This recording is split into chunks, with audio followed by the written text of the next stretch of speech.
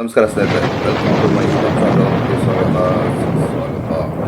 ಎಲ್ಲ ಸ್ವಜನ ಹೋರಾಟಗಾರರಿಗೂ, ಸಾಮಾಜಿಕ ಹೋರಾಟಗಾರರಿಗೂ, ಕರ್ನಾಟಕ ಇಡೀ ಜನತೆಗೂ ಮತ್ತು ನಮ್ಮ ದೇಶದ ಜನತೆಗೂ ಹೊಸ ವರ್ಷದ ಶುಭಾಶಯಗಳು.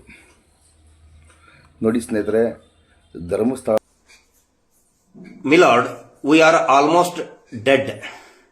ನಾವು ಬಹುತೇಕ ಸತ್ತು ಹೋಗ್ಬಿಟ್ಟಿದ್ದೀವಿ. ನಾವು ವಿಕ್ಟಿಮ್ ಆಗಿದ್ದೀವಿ. ನಾವು ಸಂತ್ರಸ್ತರು.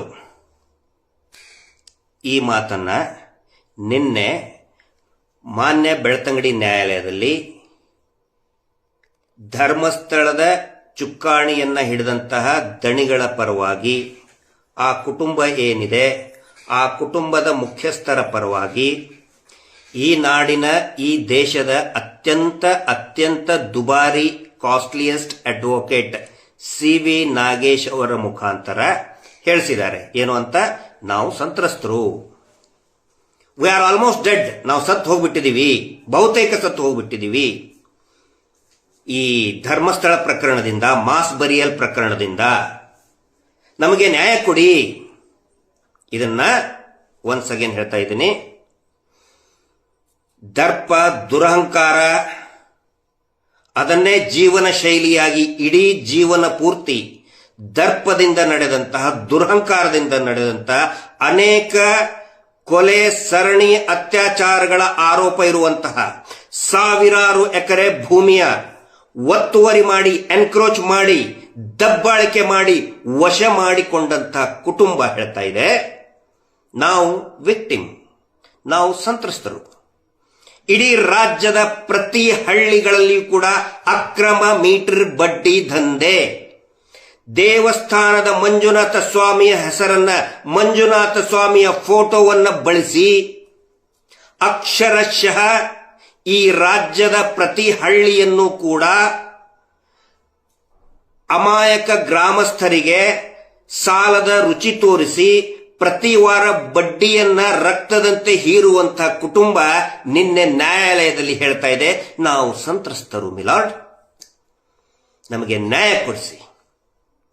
ನಿನ್ನೆ ಹೇಳಿತ್ತು. ಸುಮಾರು ಜನ ಅನ್ಕೊಂಡ್ರು, ಬಹುಶಃ ಈ ಪೂಜ್ಯರು ಅಂತ ಅನಿಸ್ಕೊಂಡವರು ನಿನ್ನೆ ಕೊನೆಯ ದಿನ, 2025 ಇಸ್ವಿಯ ಕೊನೆಯ ದಿನ, ಇವತ್ತು ಹೊಸ ವರ್ಷ ಪ್ರಾರಂಭ, ಇಂಗ್ಲಿಷ್ ಕ್ಯಾಲೆಂಡರ್ ನಿಂತರ ಹೊಸ ವರ್ಷ ಪ್ರಾರಂಭ.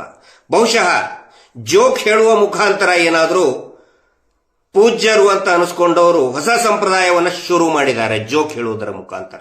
ಹಾಗಿದ್ರೆ ನಿನ್ನೆ ಏನು ನಡೀತು? ಬಹಳ ಒಂದು ದೊಡ್ಡ ದಗಲ್ಬಾಜಿ ಕೆಲಸ ನಿನ್ನೆ ಮಾಡೋಕ್ ಹೊರಟ್ರಿ ಇವರು.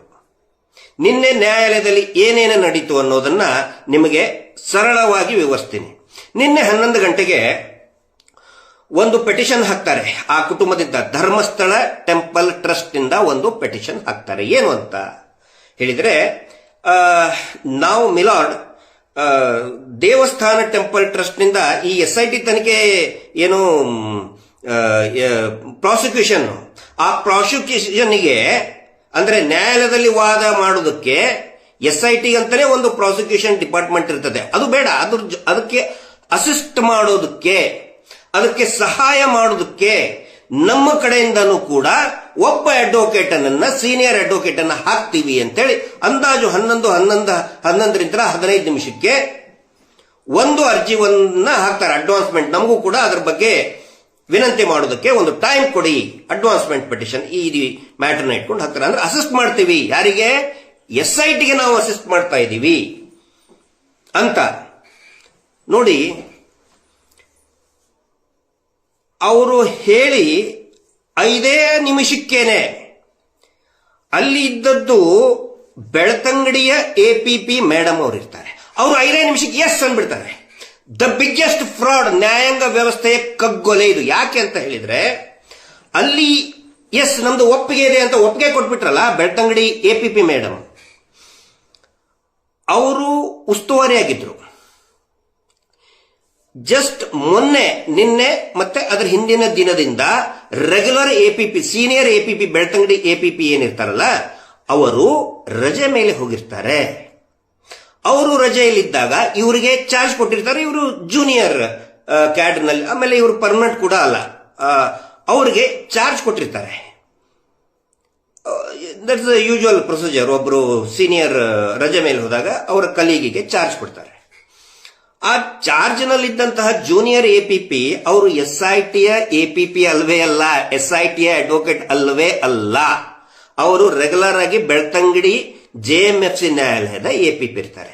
ಅವ್ರು ಹೇಳ್ಬಿಡ್ತಾರೆ 5 ನಿಮಿಷಕ್ಕೆ ಅವರು ಅರ್ಜಿ ಕೊಡ್ತಾರೆ, ಎಸ್ ನಮ್ದು ಒಪ್ಪಿಗೆ ಇದೆ ಹೇಳ್ಬಿಡ್ತಾರೆ. ಏನಿದ್ರ ಅರ್ಥ? ಅವರು ನಮ್ದು ಒಪ್ಪಿಗೆ ಇದೆ ಅನ್ನೋದಕ್ಕೆ SIT ರಚನೆ ಮಾಡಿದ್ದು ಬೆಳ್ತಂಗಡಿ ತಹಶೀಲ್ದಾರ್ ಮಾಡಿಲ್ಲ, ಪುತ್ತೂರಿನ AC ಅವರು ಮಾಡಿಲ್ಲ, ಮಾಡಿದ್ಯಾರು? ರಾಜ್ಯ ಸರ್ಕಾರ. SITಗೆ ಸಹಾಯಕವಾಗಿ ಇನ್ನೊಬ್ಬ ನಾವು ಅಡ್ವೊಕೇಟ್ ಅನ್ನ ಕೊಡ್ತೀವಿ, ಪ್ರೈವೇಟ್ ಅಡ್ವೊಕೇಟ್ ನೇಮಕ ಮಾಡ್ತೀವಿ ಅನ್ನೋದು ಸರ್ಕಾರದ ಮಟ್ಟದ ನಿರ್ಧಾರ ಆಗಬೇಕು. AG ಅವರು ಹೇಳಬೇಕು, ಅನುಮತಿ ಕೊಡಬೇಕು. ಯಾರದ್ದು ಅನುಮತಿ ಇಲ್ಲ.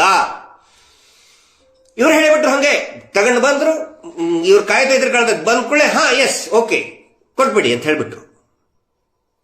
ಅತಿ ದೊಡ್ಡ ದಗಲ್ಬಾಜಿ ಇದು. ನ್ಯಾಯಾಂಗದ ಹಾಡು ಹಗಲೇ ಕಗ್ಗೊಲೆ. ಯಾಕೆ ಹಿಂಗ್ ಮಾಡಿದ್ರು ಅಂತ ಹೇಳಿದ್ರೆ ನೋಡಿ, ಇಟ್ಸ್ ಅ ಪ್ಲಾನ್ಡ್ ಸೆಟ್ಟಿಂಗ್ ಇದೆಲ್ಲ. ರೆಗ್ಯುಲರ್ ಎಪಿಪಿ ಅವರು ಇದನ್ನಾಗ್ತಾರೆ, ಏನು ಅಬ್ಸೆಂಟ್ ಉಳಿತಾರೆ, ರಜೆ ಹೋಗ್ತಾರೆ. ಅದಾದ ನಂತರ ಜೂನಿಯರ್ ಕ್ಯಾಡರ್ನವರು ಎಸ್ ಅಂತ ಹೇಳ್ಬಿಡ್ತಾರೆ.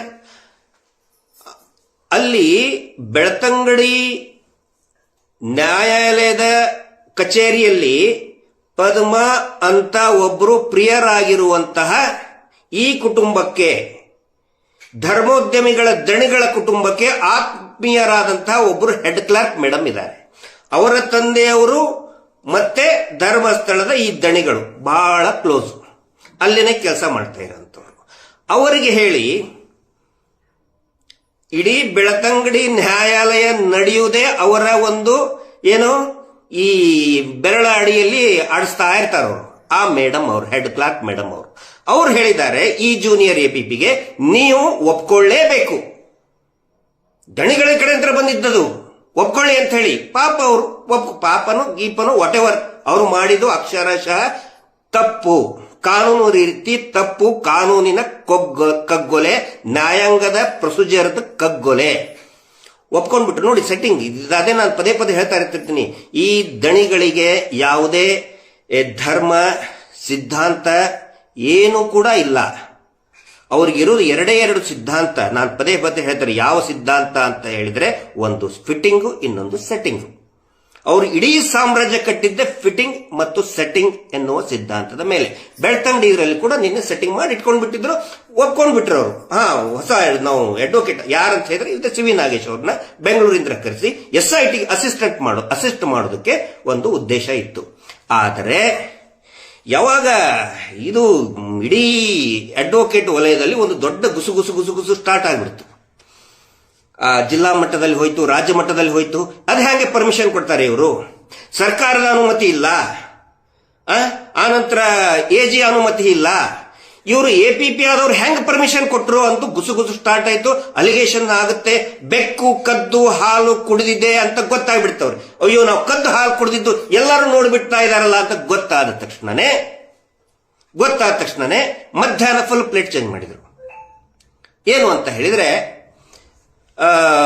ಆರ್ಗ್ಯುಮೆಂಟ್ ಇಲ್ಲ, ಅದೇ ಎಪಿಪಿನೇ ಹೇಳಿದ್ರು ಆರ್ಗ್ಯುಮೆಂಟ್ ಟೈಮಿಗೆ. ಇಲ್ಲ, ಅದು ನಮ್ಮ ರೆಗ್ಯುಲರ್ ಎಪಿಪಿ ಅವರು ಇಲ್ಲ, ಅವರು ಬಂದ ಮೇಲೆ ನೋಡ್ಕೊಳ್ತಾರೆ ಅನ್ನೋದನ್ನ ಹೇಳಿಬಿಟ್ರು. ಮುಗಿತಲ್ಲ. ನೀವ್ರೇನ್ ಹೇಳ್ಬೇಕು? ದೇವಸ್ಥಾನದ ಟ್ರಸ್ಟ್ನವ್ರು ಏನ್ ಹೇಳ್ಬೇಕು? ಅವಾಗ ಹೊಸ ರಾಗ ಸ್ಟಾರ್ಟ್ ಮಾಡಿದ್ರು.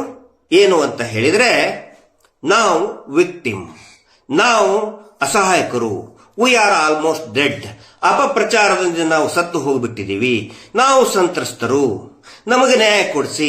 ಹಿಂಗಾಗಿ ಈ ಧರ್ಮಸ್ಥಳ ಪ್ರಕರಣದಲ್ಲಿ ಏನಿದೆ, ನಾವು ಸಂತ್ರಸ್ತರು, ದೇವಸ್ಥಾನನೇ ಸಂತ್ರಸ್ತ ಆಗಿಬಿಟ್ಟಿದೆ. ದೇವಸ್ಥಾನ ಅಂತ ಹೇಳ್ತಾ ಇದ್ದಾರೆ. ಈ ಹೆಸರನ್ನ ಇದನ್ನ ನೀವು ನೋಟ್ ಮಾಡ್ಕೊಳ್ಳಿ. ದೇವಸ್ಥಾನ ಪದೇ ಅವ್ರು ಹೇಳ್ತಾ ಇದ್ದಾರೆ, ದೇವಸ್ಥಾನ ಅಂತ ಹೇಳ್ತಾ ಇದ್ದಾರೆ. ದೇವಸ್ಥಾನನ ಟಾರ್ಗೆಟ್ ಮಾಡ್ತಾ ಇದ್ದಾರೆ. ನಾವು ಸಂತ್ರಸ್ತರು ಅಂತ ಹೊಸ ಸ್ಕ್ರಿಪ್ಟ್ ಅನ್ನ ಸ್ಟಾರ್ಟ್ ಮಾಡಿದ್ರು. ಅಂದ್ರೆ ಇವ್ರು ಏನ್ ಮಾಡಿದ್ರು ಗೊತ್ತಾ? ಸಿ ವಿ ನಾಗೇಶ್ ಅವರನ್ನ, ಮಾನ್ಯ ಸಿ ವಿ ನಾಗೇಶ್ ಅವರು ಹಿರಿಯ ಅಡ್ವೊಕೇಟ್ ಅವರು. ಮತ್ತೆ ಸಿ ವಿ ನಾಗೇಶ್ ಅವ್ರ ಬಗ್ಗೆ ಎಲ್ರಿಗೂ ಕೂಡ ಗೊತ್ತಿದೆ, he is a very costliest advocate. 10 lakh ಒಂದು ಸರಿ ಅಪಿಯರೆನ್ಸ್ ಆಗಬೇಕು ಅಂತ ಹೇಳಿದ್ರೆ ಕಡಿಮೆ ವೆರಿ ಮಿನಿಮಮ್ 10 ಲಕ್ಷ ರೂಪಾಯಿ ಫೀಸ್ ಚಾರ್ಜ್ ಮಾಡ್ತಾರೆ. ಎಂಟೈರ್ ಕೇಸಿಗಲ್ಲ, ಬರೀ ಕೋರ್ಟಿಗೆ ಬಂದು ಹೋಗೋದಕ್ಕೆ ಮಿನಿಮಮ್ 10. ನಿನ್ನೆದ್ದು ನಮ್ಗೆ ಅಲ್ಲಿ ಕೆಲವೊಬ್ರು ಮಾತಾಡಿದ್ದು 25 ಲಕ್ಷ ರೂಪಾಯಿ ಫೀಸ್ ಒಂದೇ ದಿನ ಅವರು ತಗೊಳ್ತಾರೆ. ಒಂದೇ ದಿನ 25 ಲಕ್ಷ ರೂಪಾಯಿ.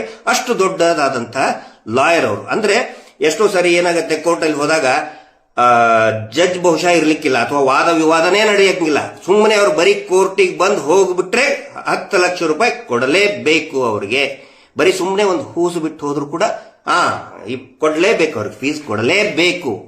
ಅಂದ್ರೆ ಆ ಮಟ್ಟದ ಲೆವೆಲ್ ಮೇಂಟೈನ್ ಮಾಡಿದಂತಹ ಅಡ್ವೊಕೇಟ್ ಅವರು, ಕಾಸ್ಟ್ಲಿಯೆಸ್ಟ್ ಅಡ್ವೊಕೇಟ್. ಮತ್ತು ಅವರ ಒಂದು ಅಪಾರ ಜ್ಞಾನಕ್ಕೆ ನಾವು ಗೌರವವನ್ನು ಕೊಡಲೇಬೇಕು ಮತ್ತು ಅವರ ವೃತ್ತಿಗೆ ನಾನು ಗೌರವವನ್ನು ಕೊಡ್ತೀನಿ. ಅವರ ವೃತ್ತಿಗೆ, ಅವರ ಜ್ಞಾನಕ್ಕೆ ಖಂಡಿತ ನಾನು ಗೌರವವನ್ನು ಕೊಡ್ತೀನಿ.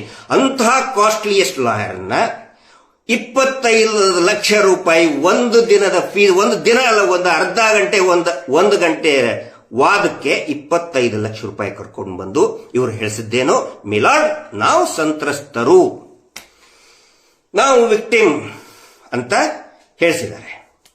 ಹಾಗಿದ್ರೆ ಅಂದ್ರೆ ಅನುಮತಿನೇ ಇಲ್ಲ, ಸರ್ಕಾರದ ಅನುಮತಿ ಇಲ್ಲ. ಅಂದ್ರೆ ಕಂಪೌಂಡಿನಿಂದ ಜಿಗಿಸಿ SIT ಕಂಪೌಂಡ್ ಹಾರಿ ಒಳಗಡೆ ತೂರಿಸೋದಕ್ಕೆ ಒಂದು ಪ್ರಯತ್ನವನ್ನ ನಿನ್ನೆ ಮಾಡಿದ್ರು. ವಾದ ಇನ್ನೂ ಕಂಪ್ಲೀಟ್ ಆಗಿಲ್ಲ. ಅದನ್ನ ಬರುವುದೇ ದಿನಗಳಲ್ಲಿ ನಮ್ಮ ಅಡ್ವೊಕೇಟ್ಗಳು, ನಮ್ಮ ಕಡೆಯ ಒಂದು ಲೀಗಲ್ ಟೀಮ್ ಏನಿದೆ ಅದನ್ನು ನೋಡ್ಕೊಳ್ತಾರೆ, ಅವರು ನೋಡ್ಕೊಳ್ತಾರೆ. ಅದ್ರ ಬಗ್ಗೆ ಇದ್ರ ಬಗ್ಗೆ ನಾನು ಜಾಸ್ತಿ ಮಾತಾಡಕ್ ಹೋಗೋದಿಲ್ಲ. ಹಾಗಾದ್ರೆ ಇಲ್ಲಿ ಒಂದು ಪ್ರಶ್ನೆ ಬರ್ತದೆ. ಇವರು ಹೇಳ್ತಾರಲ್ಲ, ನಾವು ಸಂತ್ರಸ್ತರು, ನಾವು ತುಂಬಾ ನೊಂದು ಬಿಟ್ಟಿದೀವಿ, ವಿ ಆರ್ ಆಲ್ಮೋಸ್ಟ್ ಡೆಡ್. ಹಾಗಿದ್ರೆ ಈ ಧರ್ಮಸ್ಥಳ ಪ್ರಕರಣದಲ್ಲಿ ಸಂತ್ರಸ್ತರು ಯಾರು ಸ್ವಾಮಿ? ಸಂತ್ರಸ್ತರು ಯಾರು? ಈ ದೇವಸ್ಥಾನ ಮಂಡಳಿನೇ ನಾವೇ ಸಂತ್ರಸ್ತರು ಅಂತ ಹೇಳೋದ್ರಲ್ಲಿ ಇವರ ಉದ್ದೇಶ ಏನಿದೆ ಅಂತ ಹೇಳಿದ್ರೆ, ಸಂತ್ರಸ್ತ ಅನ್ನುವುದನ್ನೇ ಎನ್ಕರೇಜ್ಮೆಂಟ್ ಮಾಡೋದು, ಸಂತ್ರಸ್ತರು ಅನ್ನುವಂತ ಸ್ಟೇಟಸ್ ಅನ್ನೇ ಕಬಳಿಸ್ಕೊಳ್ಳೋದು, ಅವರಿಂದ ಕಿತ್ಕೊಳ್ತಾರೆ. ಹಾಗಿದ್ರೆ ಸೌಜನ್ಯ ಯಾರು? ಸಂತ್ರಸ್ತೆ ಅಲ್ವಾ? ಕೊಲೆ ಆಗಿಲ್ವಾ? ಅವರ ಕುಟುಂಬ ನೊಂದಿಲ್ವಾ? ಅವರು ಸಂತ್ರಸ್ತರಲ್ವಾ? ಆನೆ ಮಾವತ ಪ್ರಕರಣದಲ್ಲಿ ನಾರಾಯಣನ ಮಕ್ಕಳು ಸಂತ್ರಸ್ತಲ್ವಾ? ಕೊಲೆಯಾದಂತಹ ನಾರಾಯಣ ಯಮುನಾ ಅವರು ಸಂತ್ರಸ್ತರಲ್ವಾ? ಪದ್ಮಲತಾ ಸಂತ್ರಸ್ತೆ ಅಲ್ವಾ? ಮತ್ತು ಅವ್ರು ಯಾರು? ಘಟನೆ ನಡೆದಿದ್ದೆಲ್ಲ ಧರ್ಮಸ್ಥಳದಲ್ಲಿನೇ. ವೇದವಲ್ಲಿ ಸಂತ್ರಸ್ತೆ ಅಲ್ವಾ? ವೇದವಲ್ಲಿಯ ಗಂಡ ವಿನಾ ಕಾರಣ ಜೈಲಿಗೆ ಹೋಗಿ ಬಂದ್ರು. ಸಂತೋಷ್ ರಾವ್ ಸಂತ್ರಸ್ತ ಅಲ್ವಾ? ಮತ್ತು ಯಾರು ಇವರು? ಟೆಂಪಲ್ ಟ್ರಸ್ಟ್ ನವರು ಏನ್ ಮಾಡ್ತಾ ಇದ್ದಾರೆ ಅಂತ ಹೇಳಿದ್ರೆ, ಯಾವ ರೀತಿ ಈ ದಣಿಗಳು ಭೂಮಿಯನ್ನ ಕಬಳಿಸ್ಕೋತಾರಲ್ಲ, ಇನ್ನೊಬ್ಬರ ಭೂಮಿಯನ್ನ ಕಬಳಿಸ್ಕೋತಾರಲ್ಲ, ಇನ್ನೊಬ್ಬರ ಆಸ್ತಿಯನ್ನ ಕಬಳಿಸ್ಕೊಳ್ತಾರಲ್ಲ, ಅದೇ ರೀತಿ ಸಂತ್ರಸ್ತ ಅನ್ನುವಂತಹ ಒಂದು ಏನು ಸ್ಟೇಟಸ್ ಅನ್ನಕ್ಕೂ ಬರಲ್ಲ, ಆ ಒಂದು ಪರಿಸ್ಥಿತಿಯನ್ನ, ಸಂತ್ರಸ್ತ ಅನ್ನೋದು ಒಂದು ಪರಿಸ್ಥಿತಿ, ದಯನೀಯ ಪರಿಸ್ಥಿತಿ, ಅದನ್ನು ಕೂಡ ಕಬಳಿಸ್ಕೊಳ್ಳೋಕೆ ನೋಡ್ತಾ ಇದ್ದಾರೆ. ಸಂತ್ರಸ್ತರು ಯಾರು ಇರಬಾರ್ದು, ನಾವೇ ಅವರೇ. ಇಲ್ಲಿ ಏನಾಗ್ತಾ ಇದೆ ನೋಡಿ, ಇನ್ನೂ ಸಿಂಪಲ್ ಆಗಿ ಹೇಳ್ತಾ ಇದ್ದೀನಿ. ಇವ್ರು ಏನ್ ಮಾಡ್ತಾ ಇದ್ದಾರೆ, ಈ ರೀತಿ ಅರ್ಜಿ ಹಾಕೋದ್ರ ಮುಖಾಂತರ ಜನರಿಗೆ ತೋರಿಸೋದಕ್ಕೆ, ಮಾಧ್ಯಮಗಳಿಗೆ ಹೇಳ್ಕೊಳ್ಳೋದಕ್ಕೆ ಏನ್ ಪ್ರಯತ್ನ ಮಾಡ್ತಾ ಇದ್ದಾರೆ ಅಂತ ಹೇಳಿದ್ರೆ, ನೋಡಿ ಆಯ್ತು, ಈ ಪ್ರಕರಣವನ್ನ ಸ್ವಲ್ಪ ಪಕ್ಕಕ್ಕೆ ಇಡೋಣ. ಇದಕ್ಕೆ ಪ್ಯಾರಲಲ್ ಆಗಿ ಒಂದು ಎಕ್ಸಾಂಪಲ್ ಕೊಡ್ತೀನಿ. ಇವ್ರು ಏನ್ ಮಾಡ್ತಾ ಇದ್ದಾರೆ ಅಂತ ಹೇಳಿದ್ರೆ, ಒಬ್ಬ ಕೊಲೆಗಾರನ ವಿಚಾರಣೆ ಅಥವಾ ಅವನ ಮೇಲೆ ಒಂದು ಸಂಶಯ ಇರ್ತದೆ, ಯಾರೋ ಒಂದು ದೂರ, ಇವನೇ ಕೊಲೆ ಮಾಡಿದ್ದಾರೆ ಅಂತ ಹೇಳಿ ಒಂದು ಸಂಶಯದ ಮೇಲೆ ಕೊಟ್ಟಿರ್ತಾರೆ, ಒಂದು ದೂರನ್ನ ಕೊಟ್ಟಿರ್ತಾರೆ. ಆವಾಗ ಆ ಕೊಲೆಗಾರ ಏನ್ ಮಾಡ್ತಾ ಇದ್ದಾನೆ, ಆಯ್ತು ತನಿಖೆಗೆ ನಾನು ನಿಮಗೆ ಸಹಾಯ ಮಾಡ್ತೀನಿ ಅಂತ ಅರ್ಜಿ ಹಾಕಿದ್ದಾನೆ. ಇದು ಸಾಧ್ಯನಾ? ನೀವೇ ಯೋಚನೆ ಮಾಡಿ. ಕಾನೂನಿನ ಪಂಡಿತರು ಇದಕ್ಕೆ ಉತ್ತರ ಕೊಡಬೇಕು. ಒಬ್ಬ ಕಳ್ಳನ ಮೇಲೆ ಸಂಶಯ ಇದೆ, ತನಿಖೆ ನಡೀತಾ ಇದೆ. ಆ ಕಳ್ಳ ಏನ್ ಹೇಳ್ತಾನೆ, ನೀವು ತನಿಖೆ ಮಾಡ್ತಾ ಇದ್ದೀರಲ್ಲ, ನಾನು ಸಂತ್ರಸ್ತ. ಕೊಲೆಗಾರನೇ ಹೇಳ್ತಾ ಇದ್ದಾನೆ, ಅಂದ್ರೆ ಯಾರ ಮೇಲೆ ಆರೋಪ ಬಂದಿದೆ ಅವನು ಹೇಳ್ತಾ ಇದ್ದಾನೆ, ನಾನೇ ಸಂತ್ರಸ್ತ. ಕೊಲೆ ಆದವನು ಸಂತ್ರಸ್ತ ಅಲ್ಲವೇ ಅಲ್ಲ, ನಾನು ಕೊಲೆ ಮಾಡಿದವನು ನಾನೇ ಸಂತ್ರಸ್ತ. ನಾನು ನಿಮಗೆ ಸಹಾಯ ಮಾಡ್ತೀನಿ, ಪೊಲೀಸರಿಗೆ ತನಿಖೆಗೆ ಸಹಾಯ ಮಾಡ್ತೀನಿ, ನಮ್ಮ ಅಡ್ವೊಕೇಟ್ ನಿಮಗೆ ಕೊಡ್ತೀನಿ, ನಿಮ್ಮ ಅಡ್ವೊಕೇಟ್ ಅಯೋಗ್ಯ. ಅಂದ್ರೆ ಇವ್ರು ಹೇಳಿದ್ದೇನು, SITಯ ಪ್ರಾಸಿಕ್ಯೂಷನ್ ಅಯೋಗ್ಯ, ಹಿಂಗಾಗಿ ಅವ್ರು ಬಿಟ್ಟು ನಾವು ಮಾಡ್ತೀವಿ ಅನ್ನೋ ಪ್ರಯತ್ನವನ್ನ ಮಾಡ್ತಾ ಇದ್ದಾರೆ. ಜನಸಾಮಾನ್ಯರ ಭಾಷೆಯಲ್ಲಿ ತಿಳಿಸುವಂತ ಪ್ರಯತ್ನ ನಾವು ಮಾಡ್ತಾ ಇದ್ದೀನಿ. ಇದಾಗುತ್ತಾ? ಯಾರಾದ್ರೂ ಹೇಳಿ, ಕಾನೂನಿನ ಬಗ್ಗೆ ಜ್ಞಾನ ಇರೋರು, ಅರಿವು ಇದ್ದವರು. ಇಲ್ಲಿ ಕೊಲೆ ಯಾರ ಮೇಲೆ ಈಗ ತನಿಖೆ ನಡೀತಾ ಇದೆ, ತನಿಖೆ ಮುಗುದಿಲ್ಲ. ಇವ್ರು ಹಿಂಗೆ ಹೇಳೋ ಮುಖಾಂತರ ಇನ್ನೊಂದು ಪ್ರಯತ್ನ ಮಾಡ್ತಾ ಇದ್ದಾರೆ. ಏನು, ತನಿಖೆ ಮುಗಿದು ಹೋಗ್ಬಿಡ್ತು, ಸೌಜನ್ಯ ಹೋರಾಟಗಾರರೇ ಆರೋಪಿಗಳು, ಅವರೇ ಅಪರಾಧಿಗಳು, ಇನ್ನೂ ತನಿಖೆನೇ ಮುಗುದಿಲ್ಲ ರೀ, ಇನ್ನೂ ತನಿಖೆನೇ ಮುಗುದಿಲ್ಲ. ಇವ್ರದ್ದು ಸಾಲು ಒಂದು ಲಿಸ್ಟ್ ಇದೆ, ಅದರಿಂದ ಉಳ್ಕೊಳ್ಳೋಕೆ ಇದೊಂದು ಡ್ರಾಮಾ ಮಾಡ್ತಾ ಇದ್ದಾರೆ. ಆನಂತರ ನೋಡಿ, ಏನಾದ್ರೂ ಹೊಸದೇನಾದ್ರೂ ಹೇಳ್ತಾರಾ ಅಂತ ನಾನು ಅನ್ಕೊಂಡಿದ್ದೆ. ಹೊಸದೇನಾದ್ರೂ ಹೊಸ ವಿಚಾರ ಹೇಳ್ತಾರಾ, ಹೊಸದೇನಾದ್ರೂ ಇದು ಮಾಡ್ತಾರಾ ಅಂತ ಹೇಳ್ಕೊಂಡು ಹಳೆಯ ಸ್ಕ್ರಿಪ್ಟ್ ಹೇಳ್ಕೊಂಡು ಬಂದಿದ್ದಾರೆ. ಏನಂತ ಹೇಳಿದ್ರೆ, ಇವರು ದೇವಸ್ಥಾನಕ್ಕೆ ಅಪಪ್ರಚಾರ ಮಾಡ್ತಾ ಇದ್ದಾರೆ, ದೇವಸ್ಥಾನಕ್ಕೆ ಟಾರ್ಗೆಟ್ ಮಾಡ್ತಾ ಇದ್ದಾರೆ. ಅಲ್ಲರಿ, ಯಾರೇ ಒಬ್ಬ ಸಣ್ಣ ಹುಡುಗನಿಗೂ ಕೂಡ ಗೊತ್ತಾಗುತ್ತೆ ನಾವು ಹೇಳ್ತಾ ಇರೋದು ಅಲ್ಲಿ ನಡೆದಂತಹ ಕೊಲೆಗಳ ಬಗ್ಗೆ. ಸರ್ಕಾರ ಕೇಳ್ಕೊತಾ ಇದೀವಿ ನಾವು, ತನಿಖೆ ಮಾಡಿ ಅಂತ ಹೇಳಿ. ಅಂದ್ರೆ ಕೊಲೆ ಮಾಡಿದ್ದು ದೇವಸ್ಥಾನ ಕೊಲೆ ಮಾಡ್ತು ಅಂತ ಹೇಳಕ್ಕಾಗತ್ತಾ? ದೇವಸ್ಥಾನದ ಇಟ್ಟಿಗೆಗಳು, ದೇವಸ್ಥಾನದ ಗೋಪುರ ಅದು ಅತ್ಯಾಚಾರ ಮಾಡ್ತು, ಅದು ಕೊಲೆ ಮಾಡ್ತು, ಅದು ಭೂ ಕಬಳಿಕೆ ಮಾಡ್ತು, ದೇವಸ್ಥಾನ ಬಡ್ಡಿ ದಂಧೆ ಮಾಡ್ತಾ ಇದೆ ಅಂತ ಹೇಳಕ್ಕಾಗತ್ತಾ? ಹಂಗ ಯಾರಾದ್ರೂ ಹೇಳಿದಾರ? ಸಾಧ್ಯವೇ ಇಲ್ಲ, ಯಾರು ಹಂಗ ಹೇಳಿಲ್ಲ. ಇವ್ರದ್ದು ಹಳೆ ಸ್ಕ್ರಿಪ್ಟ್ ಇವ್ರದ್ದು. ಬಡ್ಡಿ ದಂಧೆ, ಅಕ್ರಮ ಬಡ್ಡಿ ದಂಧೆ ಯಾಕೆ ಮಾಡ್ತೀರಿ ಅಂತ ಪ್ರಶ್ನೆ ಮಾಡಿದ್ರೆ ನೋಡಿ, ಇವರು ದೇವಸ್ಥಾನಕ್ಕೆ ಅಪಪ್ರಚಾರ ಮಾಡ್ತಾರೆ.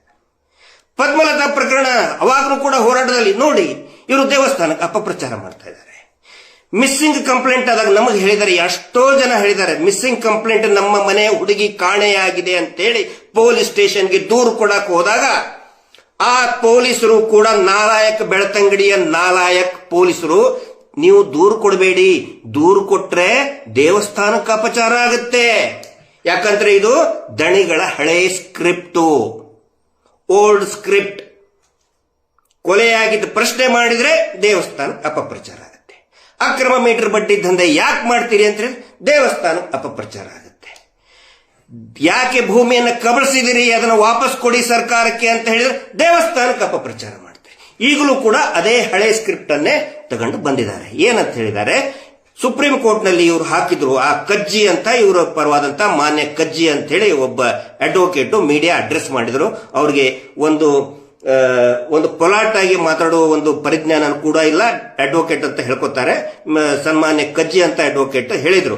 ಏನು ಅಂತ ಹೇಳಿದ್ರೆ, ಇವರು ಸುಪ್ರೀಂ ಕೋರ್ಟ್ ಅಲ್ಲಿನೂ ಕೂಡ ದೇವಸ್ಥಾನಕ್ಕೆ ಟಾರ್ಗೆಟ್ ಹೇಳಿದ್ರು, ದೇವಸ್ಥಾನದ ವಿರುದ್ಧನೇ ಹಾಕಿದ್ದಾರೆ. ದೇವಸ್ಥಾನದ ವಿರುದ್ಧ ಇವ್ರಿಗೆ ನಾನು ಹೇಳ್ತಾ ಇದ್ದೀನಿ, ಇವರ ಅಡ್ವೊಕೇಟ್ಗಳಿಗೆ, ನಿಮಗೆ ಕಾನೂನಿನ ಜ್ಞಾನ ಇದ್ರೆ ಅಥವಾ ಚರ್ಚೆಗೆ ಬರೋದಾದ್ರೆ ದಾಖಲೆಗಳನ್ನ ಹಿಂಗೆ ಮುಂದೆ ಹಿಡಿದು ತೋರಿಸಿ ಮಾತಾಡಿ. ನಾವು ಪೆಟಿಷನ್ ಹಾಕಿದ್ದಿದೆಯಲ್ಲ, ಆ ಪೆಟಿಷನ್ ಅನ್ನ ಹಿಂಗೆ ತೋರಿಸಿ, ದೇವಸ್ಥಾನದ ವಿರುದ್ಧ ಒಂದೇ ಒಂದು ಶಬ್ದ ಏನಾದರೂ ಮಾತಾಡಿದ್ರೆ, ಅದರಲ್ಲಿ ಇದ್ರೆ ಒಂದು ಅಕ್ಷರ ಏನಾದರೂ ಮಂಜುನಾಥ ಸ್ವಾಮಿಯ ದೇವಸ್ಥಾನದ ವಿರುದ್ಧ ಒಂದು ಅಕ್ಷರ ಇದ್ರೆ ಆವಾಗ ಹೇಳಿ. ನೀವು ತೋರಿಸ್ಬೇಕು ಹಿಂಗೆ. ಸುಮ್ಮನೆ ಟಿವಿ ಕ್ಯಾಮೆರಾ ಮುಂದೆ ಹಿಡಿದಾಗ, ಮೈಕ್ ಮುಂದೆ ಹಿಡಿದಾಗ ಇವರು ದೇವಸ್ಥಾನದ ವಿರುದ್ಧ ಬರೆದಿದ್ದಾರೆ, ದೇವಸ್ಥಾನದ ವಿರುದ್ಧ, ಅದಲ್ಲ ಬೊಗಳೆ. ಅದೆಲ್ಲರಿಗೂ ಗೊತ್ತಿದೆ, ನೀವು ಬೊಗಳೆ ಬಿಡ್ತಾ ಇದ್ದೀರಿ ಅಂತೇಳಿ ಮಾನ್ಯ ಕಜ್ಜಿ ಅವರೇ, ನೀವು ಬೊಗಳೆ ಬಿಡ್ತಾ ಇದೆ ಅಂತ ಎಲ್ರಿಗೂ ಗೊತ್ತಿದೆ. ನೀವು ಆ ದಾಖಲೆಯನ್ನ ಹಿಂಗೆ ತೋರಿಸ್ಬೇಕು. ನೋಡಿ, ಇದನ್ನ ಹಿಂಗೆ ಬೈದಿದ್ದಾರೆ ಇಲ್ಲಿ ಅಂತ ತೋರಿಸಿ, ಅವಾಗ ಒಪ್ಕೋತೀವಿ. ಯಾರು ಕೂಡ ದೇವಸ್ಥಾನಕ್ಕೆ ಒಂದೇ ಒಂದು ಶಬ್ದವನ್ನ ಅಪಚಾರಕ್ಕಾಗಿ ಅಂದಿಲ್ಲ. ತೋರಿಸಿ, ಒಂದೇ ಒಂದು ಶಬ್ದ ತೋರಿಸಿ. ನೀವು ಸುಮ್ಮನೆ ಟಿವಿ ಚಾನಲ್ ಮುಂದೆ ಬಂದು ದೇವಸ್ಥಾನಕ್ಕೆ ಟಾರ್ಗೆಟ್ ಮಾಡಿದ್ರು. ದೇವಸ್ಥಾನದ ಮಾಲೀಕರು ಅಂತ ಹೇಳಿಕೊಂಡು ಅವರು ಮಾಡಿದಂತಹ ಕೊಲೆಗಳು, ಅತ್ಯಾಚಾರಗಳನ್ನ ಪ್ರಶ್ನೆ ಮಾಡ್ತಾ ಇದ್ದೀವಿ. ಅದು ಸರ್ಕಾರಕ್ಕೆ ನಾವು ಕೇಳ್ತಾ ಇದ್ದೀವಿ, ಇವ್ರ ಮೇಲೆ ಯಾಕೆ ಕ್ರಮ ಕೈಗೊಂಡಿಲ್ಲ ಅಂತ ಹೇಳಿ. ಹಾಗಿದ್ರೆ ಇಲ್ಲಿ ಸಂತ್ರಸ್ತರು ಯಾರಾಗಬೇಕಾಗಿತ್ತು ಹೇಳಿ? ನಿಜವಾಗಿಯೂ ಯಾರು ಪಾಪ ಸತ್ತು ಹೋದಂತಹ ಆತ್ಮಗಳು, ಆ ಜೀವಗಳು ಸಂತ್ರಸ್ತರು, ಅವರ ಕುಟುಂಬದವರು ಸಂತ್ರಸ್ತರು. ಇಲ್ಲಿ ಅವರು ಏನ್ ಮಾಡ್ತಾ ಇದ್ದಾರೆ, ಸಂತ್ರಸ್ತರು ಅಂತ ಹೇಳಿದ್ರೆ ದೂರುದಾರರು ಮತ್ತು ಹೋರಾಟಗಾರನ ಆರೋಪಿಗಳು ಮಾಡ್ತಾ ಇದ್ದಾರೆ. ಯಾರು ದೂರು ಕೊಟ್ಟರು ನೋಡಿ, ಈ ನ್ಯಾಯಾಂಗ ವ್ಯವಸ್ಥೆಯಲ್ಲಿ ಯಾರು ದೂರು ಕೊಡ್ತಾನೆ ಅವನು ಸಂತ್ರಸ್ತನಾಗ್ತಾನೆ. ನಮ್ಮನೆ ಭಾರತೀಯ ನ್ಯಾಯಾಂಗ ವ್ಯವಸ್ಥೆಯಲ್ಲಿ, ಕ್ರಿಮಿನಲ್ ಜಸ್ಟಿಸ್ ಸಿಸ್ಟಮ್ನಲ್ಲಿ ದೂರು ಕೊಟ್ಟವನು ಸಂತ್ರಸ್ತನಾಗ್ತಾನೆ. ಇಲ್ಲಿ ದೂರು ಕೊಟ್ಟವರೇ ಆರೋಪಿಗಳು. ಆ ನಂತರ ಯಾರು ಕೊಲೆ ಮಾಡಿದಾನೆ ಅವನು ಆರೋಪಿ ಆಗ್ತಾನೆ. ಯಾರು ಅತ್ಯಾಚಾರ ಮಾಡಿದಾನೆ, ಯಾರು ಕಳ್ಳತನ ಮಾಡಿದಾನೆ, ಯಾರು ಅಪರಾಧ ಎಸಗಿದಾನೆ ಅವನು ಆರೋಪಿ ಆಗ್ತಾನೆ, ಪ್ರೂವ್ ಆದ ಮೇಲೆ ಅಪರಾಧಿ ಆಗ್ತಾನೆ. ಇಲ್ಲಿ ಅವರು ಏನ್ ನ್ಯಾರೇಷನ್ ಮಾಡ್ತಾ ಇದ್ದಾರೆ, ಕೊಲೆ ಮಾಡದವರೇ ಸಂತ್ರಸ್ತರು, ಕೊಲೆ ಮಾಡಿದವರೇ ಸಂತ್ರಸ್ತರು, ಕಳ್ಳತನ ಮಾಡಿದವನೇ ಕಳ್ಳನೇ ಸಂತ್ರಸ್ತ, ಅಮಾಯಕ, ಕಳ್ಳತನನ್ನ ಹಿಡಿದುಕೊಟ್ಟವನು ಅಪರಾಧಿ. ಆ ಒಂದು ಪ್ರಯತ್ನವನ್ನ ಮಾಡ್ತಾ ಇದ್ದಾರೆ. ನೋಡೋಣ ಮುಂದಿನ ದಿನಗಳಲ್ಲಿ ಏನೇನಾಗ್ತದೆ. ಯಾಕಂತ ಹೇಳಿದ್ರೆ ಕಾಸ್ಟ್ಲಿಯೆಸ್ಟ್ ಲಾಯರ್ ಅಲ್ವಾ. ಸಂತ್ರಸ್ತರಿಗೆ, ಪದ್ಮಲತಾಳಿಗೆ, ವೇದವಲ್ಲಿ ಅವರಿಗೆ, ಸೌಜನ್ಯ ಕುಟುಂಬಕ್ಕೆ ಒಂದು ಸಾರಿ ಬಂದು ಹೋದರೆ 10 ಲಕ್ಷ ರೂಪಾಯಿ ಕೊಡುವಂತ, ಫೀಸ್ ಕೊಡುವಂತ ಶ್ರೀಮಂತರವರು, ಪ್ರಭಾವಿಗಳವರು ಅಲ್ಲ. ಇವ್ರ ಹತ್ರ ಇದೆ ಬಿಟ್ಟಿ ದುಡ್ಡು, ಹುಂಡಿ ದುಡ್ಡು ಬರ್ತದೆ. ಅದಕ್ಕೆ ನಾವು ಹೇಳ್ತೀವಿ, ದಯವಿಟ್ಟು ದೇವಸ್ಥಾನ ಮಂಜುನಾಥ ಸ್ವಾಮಿಯನ್ನು ನಂಬಿ ದರ್ಶನ ಮಾಡ್ಕೊಂಡು ಬನ್ನಿ, ಹುಂಡಿಗೆ 1 ರೂಪಾಯಿ ಹಾಕಬೇಡಿ ಅಂತ ಹೇಳಿ. ಯಾಕಂದ್ರೆ ಆ ನೀವು ಹಾಕಿದಂತಹ ಹುಂಡಿ ಕೋಟಿ ಕೋಟಿ ದುಡ್ಡು ಆಗಿ ಅದೇ ದುಡ್ಡಿನಿಂದ ಕಾಸ್ಟ್ಲಿಯೆಸ್ಟ್ ಲಾಯರ್ನ ಇಟ್ಕೊಂಡು ಸೌಜನ್ಯ ಹೋರಾಟವನ್ನ ಹತ್ತಿಕ್ಕುವಂತಹ ಇವರ ದಗಲ್ಬಾಜಿಯನ್ನ ಬೆತ್ತಲೆ ಮಾಡತಕ್ಕಂತ ಹೋರಾಟಗಾರ ಮೇಲೆ ಕೇಸ್ ಹಾಕೋದಕ್ಕೆ 10 ಲಕ್ಷ 25 ಲಕ್ಷ ಒಂದು ಸಿಟ್ಟಿಂಗಿಗೆ ದುಡ್ಡು ಕೊಟ್ಟು ಕರೆಸ್ತಾ ಇದ್ದಾರೆ. ಇದು ಈ ಸತ್ಯಗಳು ಎಲ್ಲರಿಗೂ ಕೂಡ ಎಲ್ಲೋ ಒಂದ್ ಕಡೆ ಜನರಿಗೆ ಇದು ಅರ್ಥ ಆಗಲಿ ಅನ್ನುವಂತ ಪ್ರಯತ್ನವನ್ನ ನಾವು ಮಾಡ್ತಾ ಇದ್ದೀವಿ. ಕೊನೆಯದಾಗಿ ನಾನು ಒಂದು ಪ್ರಶ್ನೆ ಕೇಳ್ತಾ ಇದ್ದೀನಿ, ನಂಬಿಕೆ, ದೇವಸ್ಥಾನದ ನಂಬಿಕೆಯ ಬಗ್ಗೆ. ಇವ್ರು ಹೇಳ್ತಾರಲ್ಲ, ನಾವು ಅಪಪ್ರಚಾರ ಮಾಡ್ತಾ ಇದ್ದೀವಿ ದೇವಸ್ಥಾನಕ್ಕೆ ಅಂತ ಹೇಳಿ. ಈಗ ಅಪಪ್ರಚಾರ ಮಾಡ್ತಾ ಇರೋರು ಯಾರು? ಇವ್ರು ಹೇಳಿದ್ರಲ್ಲ, ಈಗ ನಾವು ಏನೋ ಸಂತ್ರಸ್ತರಾಗ್ಬಿಟ್ಟೆವು ಅಂತ ಹೇಳ್ಕೊಂಡು ದೇವಸ್ಥಾನ ಅಂತ ಹೇಳ್ತಾ ಇದ್ದಾರೆ. ದೇವಸ್ಥಾನ ಆದರೆ ಇದೇ ಕುಟುಂಬದ ಮುಖ್ಯಸ್ಥರಾದಂತಹ, ದೇವಸ್ಥಾನದ ಮುಖ್ಯಸ್ಥರಾದಂತಹ ಡಾಕ್ಟರ್ ವೀರೇಂದ್ರ ಹೆಗ್ಗಡೆ ಅವರು ಸುಪ್ರೀಂ ಕೋರ್ಟಿಗೆ ಏನು ಬರೆದು ಕೊಟ್ಟಿದ್ದಾರೆ ಅಂತ ಹೇಳಿದ್ರೆ, ಇದು ದೇವಸ್ಥಾನನೇ ಅಲ್ಲ, ಇದು ನಾವು ಜೈನರು, ಜೈನ ಕುಟುಂಬದ ಒಂದು ಇನ್ಸ್ಟಿಟ್ಯೂಟ್, ಸಂಸ್ಥೆ ಅಂತ ಬರೆದು ಕೊಟ್ಟಂತವರು. ಈಗ ಒನ್ಸ್ ಅಗೇನ್ ತಾವು ಬಚಾವಾಗೋದಕ್ಕೆ, ತಾವು ಪರಾರಿಯಾಗೋದಕ್ಕೆ ದೇವಸ್ಥಾನ ದೇವಸ್ಥಾನ ದೇವಸ್ಥಾನ ದೇವಸ್ಥಾನ. ಸುಪ್ರೀಂ ಕೋರ್ಟಿಗೆ ಯಾಕಪ್ಪ ನೀವು ಇದು ದೇವಸ್ಥಾನ ಅಲ್ಲ, ಇದು ಹಿಂದೂಗಳ ದೇವಸ್ಥಾನ ಅಲ್ಲ, ಇಲ್ಲಿ ಹಿಂದೂಗಳಿಗೆ ಪೂಜೆ ಮಾಡುವ ಹಕ್ಕು ಇಲ್ಲ, ಯಾಕಂತ ಹೇಳಿದ್ರೆ ಇದು ನಮ್ಮ ಪ್ರೈವೇಟ್ ಇನ್ಸ್ಟಿಟ್ಯೂಟ್, ಪ್ರೈವೇಟ್ ಸಂಸ್ಥೆ, ಖಾಸಗಿ ಸಂಸ್ಥೆ, ದೇವಸ್ಥಾನ ಅಲ್ಲ ಅಂತ ಸುಪ್ರೀಂ ಕೋರ್ಟ್ ನಲ್ಲಿ ಹೇಳಿದವರು ಒನ್ಸ್ ಅಗೇನ್ ದೇವಸ್ಥಾನಕ್ಕೆ ಅಪಪ್ರಚಾರ ಮಾಡ್ತಾ ಇದ್ದಾರೆ ಅಂತ ಯಾಕೆ ಹೇಳ್ತಾ ಇದ್ದೀರಿ? ನಿಮಗೆ ಏನಾದ್ರೂ ನೀವು ಸಂತ್ರಸ್ತರು ಅಂತ ಅನಿಸಿದ್ರೆ, ನಿಮಗೆ ದೇವಸ್ಥಾನದ ಮೇಲೆ ನಂಬಿಕೆ ಇದ್ರೆ, ಮಂಜುನಾಥ ಸ್ವಾಮಿಯ ಶಕ್ತಿಯ ಮೇಲೆ ನಂಬಿಕೆ ಇದ್ರೆ ಹರಕೆ ಹೊರಬೇಕು ನೀವು. ನಾವು ಹರಕೆ ಹೊತ್ತಂತ ಭಕ್ತರು ನಾವು ಹರಕೆ ಹೊರಬೇಕಾಗಿತ್ತು ನೀವು. ಇವರು ಹಿಂಗೆ ಮಾಡ್ತಾ ಇದ್ದಾರೆ ಮಂಜುನಾಥ ಸ್ವಾಮಿ, ಇವರಿಗೆ ಶಿಕ್ಷೆ ಆಗಲಿ ಅಂತ ಹರಕೆ ಹೊರಬೇಕಾಗಿತ್ತು. ಯಾಕಂದ್ರೆ ಅದು ನಂಬಿಕೆ, ನಾವು ನಂಬದಂತ ದೇವರು, ದೇವಸ್ಥಾನದ ಮಾಲೀಕರಾದಂತವ್ರು ನಿಮಗೇ ನಂಬಿಕೆ ಇಲ್ಲಲ್ರಿ. ದೇವಸ್ಥಾನದ ಒಂದು 10 ರೂಪಾಯಿ ಹುಂಡಿಗೆ ಹಾಕೋ ಬದಲು 10 ಲಕ್ಷ ರೂಪಾಯಿ ಫೀಸ್ ಕೊಟ್ಟು ಕೋರ್ಟಿಗೆ ವಕೀಲರನ್ನ ಕರೆಸಿ ನಮಗೆ ಅನ್ಯಾಯ ಆಯ್ತು ಅಂತ ಹೇಳ್ತಾ ಇದ್ರಲ್ರಿ. ಈ ಕೋಟ್ಯಾಂತರ ಜನ ಭಕ್ತರು ಏನು ಪ್ರಾರ್ಥನೆ ಮಾಡ್ಕೊಳ್ತಾರೆ, ನಮಗ್ ಕೋರ್ಟ್ ಬೇಡ, ನಮಗ್ ಪೊಲೀಸ್ ಸ್ಟೇಷನ್ ಬೇಡ, ಮಂಜುನಾಥ ಸ್ವಾಮಿ ಅದಾನೆ, 10 ರೂಪಾಯಿ ಕಾಣಿಕೆ ಹಾಕ್ತೀನಿ ಅಂತ ಭಕ್ತರು ಹೇಳ್ತಾರೆ. ದೇವಸ್ಥಾನದ ಭಕ್ತರು ಹರಕೆ ಹೊರ್ತಾರೆ. ದೇವಸ್ಥಾನದ ಮಾಲೀಕರು 10 ಲಕ್ಷ ರೂಪಾಯಿ ಫೀಸ್ ಕೊಟ್ಟು ದೇವಸ್ಥಾನದ ಮೇಲೆ ನಂಬಿಕೆನೇ ಇಲ್ದೇನೆ ಕೋರ್ಟಿಗೆ ಹೋಗ್ತಾರೆ. ಇಲ್ಲಿ ದೇವಸ್ಥಾನವನ್ನ ಯಾರು ಹಾಳು ಮಾಡ್ತಾ ಇದ್ದಾರೆ? ಜನರನ್ನೇ ಉತ್ತರ ಕೊಡ್ಲಿ, ಜನನೇ ತೀರ್ಮಾನ ಮಾಡಲಿ. ಯಾಕಂತ ಹೇಳಿದ್ರೆ ನಾನು ಇವರಿಗೆ ಕೇಳ್ತಾ ಇದ್ದೇನೆ, ಈ ದಣಿಗಳಿಗೆ, ನೀವು ಯಾರಿಗೆ ಹೇಳಕ್ ಹೊಂಟಿದ್ದೀರಿ ನೀವು ಸಂತ್ರಸ್ತರು ಅಂತ ಹೇಳಿ ನೋಡಿ. ಯಾರಿಗೆ ಹೇಳ್ತೀರಿ ನೀವು? ಜನಗಳಿಗೆ ಹೇಳ್ತೀರಾ ನಾವು ಸಂತ್ರಸ್ತರು? ಹೋಗಿ ಹೇಳಿ. ಆ ಕೊಲೆಯಾದಂತಹ ಪದ್ಮಲತಾ, ಅತ್ಯಾಚಾರ ಆಗಿ ಕೊಲೆಯಾದಂತಹ ಪದ್ಮಲತಾ ಕುಟುಂಬಕ್ಕೆ ನೀವು ಹೇಳಕ್ಕಾಗತ್ತಾ ನೀವು ಸಂತ್ರಸ್ತರಲ್ಲ, ನಾವು ಸಂತ್ರಸ್ತರು ಅಂತ ದಣಿಗಳು ಹೇಳ್ತಾರ? ದಣಿಗಳ ಕುಟುಂಬ ಧರ್ಮೋದ್ಯಮಿಗಳು ಹೇಳ್ತಾರ? ಸೌಜನ್ಯ ಮನೆಗೆ ಹೋಗಿ ಹೇಳ್ತೀರಾ ನೀವು? ನೀವು ಇಲ್ಲ ಸತ್ಯ ಇಲ್ಲ, ನೀವು ಸಂತ್ರಸ್ತರೇ ಅಲ್ಲ, ನಾವು ಸಂತ್ರಸ್ತರು ಅಂತ ನೀವು ಹೇಳ್ತೀರಾ? ಪ್ರತಿ ಹಳ್ಳಿಯಲ್ಲಿಯೂ ಕೂಡ ನರಕ ಅನುಭವಿಸ್ತಾ ಇರುವಂತಹ, ಬಡ್ಡಿ ದಂಧೆಯಿಂದ ನರಕ ಅನಿಸ್ತಾ ಇರುವಂತಹ ಗ್ರಾಮಸ್ಥರಿಗೆ ನೀವು ಹೇಳ್ತೀರಾ ನೀವು ಸಂತ್ರಸ್ತರೇ ಅಲ್ಲಪ್ಪ, ನಾವು ಸಂತ್ರಸ್ತರು ಅಂತ? ಹೇಳಕ್ಕಾಗಲ್ಲ, ಜನರಿಗೆ ಗೊತ್ತಿದೆ. You are the bloody bastards ಅಂತ ಗೊತ್ತಿದೆ. ನೀವು ರಕ್ತ ಹೀರುವಂತಹ, ನೀವು ದುರಂಧರ್, ದುಷ್ಟರು ಅಂತ ಗೊತ್ತಿದೆ. ಮತ್ತೆ ಯಾಕೆ ಈ ಪ್ರಯತ್ನ ಮಾಡ್ತಾ ಇದ್ದೀರಿ? ಅಧಿಕಾರಿಗಳು ಹೇಳ್ತೀರಾ, ನೋಡಿ ಅಧಿಕಾರಿಗಳೇ ನಾವು ಸಂತ್ರಸ್ತರು ಅಂತ. ಅಧಿಕಾರಿಗಳಿಗೆ ಬಹಳ ಚೆನ್ನಾಗಿ ಗೊತ್ತಿದೆ ಏನು ಅಂತ. ನೀವು ಮಾಡಿದಂತಹ ಕೊಲೆ ಅತ್ಯಾಚಾರಗಳನ್ನು ಮುಚ್ಚಿ ಹಾಕಿದ್ದೇ ಅಧಿಕಾರಿಗಳು. ಅವ್ರಿಗೆ ಹೆಂಗೆ ಹೇಳ್ತೀರಿ ನೀವು? ಮನವೊಲಿಸ್ತೀರಿ? ಆಗಲ್ಲ. ಮಾಧ್ಯಮಗಳಿಗೆ ಹೇಳ್ತೀರಾ, ನೋಡಿ ನಾವು ಏನು ಮಾಡಿಲ್ಲ, ನಾವು ಸಂತ್ರಸ್ತರು ಅಂತ ಹೇಳಕ್ಕಾಗಲ್ಲ. ಯಾಕಂತ ಹೇಳಿದ್ರೆ ಮಾಧ್ಯಮಗಳು ಕೂಡ ಅವರಿಗೆ ಪ್ರಶ್ನೆ ಕೇಳ್ಕೊತಾರೆ. ಇಷ್ಟೊಂದು ದುಡ್ಡು ತಂದು ಸುರಿತಾ ಇದಾರಲ್ಲ, ನಮಗೆ ಗೋಣಿ ಚೀಲದಲ್ಲಿ ದುಡ್ಡು ತಂದು ಸುರಿಸ್ತಿದ್ದಾರೆ. ಸೆಟ್ಟಿಂಗ್ ಸುರೇಂದ್ರ ಕನ್ನಡಿ ಮತ್ತು ಇವರೆಲ್ಲರೂ ಕಟ್ಟಿಂಗ್ ಕನ್ನಡಿ ಕೇಳದಾಗ ದುಡ್ಡು ಸುರಿತಾರೆ. ಏನು ಮಾಡಿಲ್ಲ ಅಂದ್ರೆ ಯಾಕೆ ದುಡ್ಡು ಕೊಡ್ತಾರೆ ಅಂತ ಹೇಳಿ ಅವ್ರಿಗೂ ಗೊತ್ತಾಗಿದೆ. ಇವರು ಅಪರಾಧಿಗಳು, ನೀವು ಅಪರಾಧಿಗಳಂತ ಅವ್ರಿಗೂ ಕೂಡ ಗೊತ್ತಿದೆ. ರಾಜಕಾರಣಿಗಳಿಗೆ ಹೇಳ್ತೀರಾ, ರಾಜಕಾರಣಿಗಳಿಗೆ ಗೊತ್ತಿದೆ ನಮ್ಮ ಪ್ರಭಾವ ಬಳಸಿನೇ ಎಲ್ಲಾ ಅಪರಾಧಗಳನ್ನ ಮುಚ್ಚಿ ಹಾಕಿದ್ದಾರೆ ಅಂತ ಗೊತ್ತಿದೆ. ಇನ್ನು ಯಾರಿಗೆ ಹೇಳ್ತಿದ್ದೀರಿ ನೀವು? ದೇವರಿಗೆ ಗೊತ್ತಿದೆ ನೀವು ಮಾಡಿದ್ ನೀವು ಎಂತವ್ರು ಅಂತ ಹೇಳಿ. ಆ ದೇವರ ಸೇವೆ ಅಂತಾನೆ ನಾವು ಈ ಹೋರಾಟವನ್ನ ಮಾಡ್ತಾ ಇದ್ದೀವಿ. ಅದಕ್ಕೆ ನೆನಪಿಟ್ಕೊಳ್ಳಿ, ನೀವು ಎಷ್ಟೇ ಪ್ರಯತ್ನ ಮಾಡಿ, ಎಷ್ಟೇ ಕಾಸ್ಟ್ಲಿ, ಎಷ್ಟು ಲಾಯರ್ಗಳಂತ ತೊಂಬರಿ, ನಮ್ಮ ಹತ್ರನೂ ಸಮಾಜಮುಖಿಯಾಗಿ ಕೆಲಸ ಮಾಡುವಂತ ಬಾಲಂತ ಅಡ್ವೊಕೇಟ್ ಇದ್ದಾರೆ.